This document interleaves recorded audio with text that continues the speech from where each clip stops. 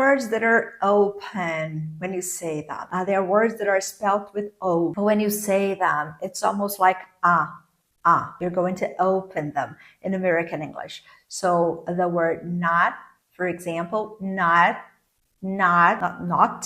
okay? Not. I'm not going. Not. Olha como eu segurei esse T aqui. Not. I'm not. Não soltei o ar. I'm not going. College. Ó, bem aberto, como se fosse um A. College. Is a college student. College. Pocket. Very open. Pocket. And the final T, you're going to stop it here. Pocket. Put it in your pocket. Pocket. Cocktail party, for example. Cocktail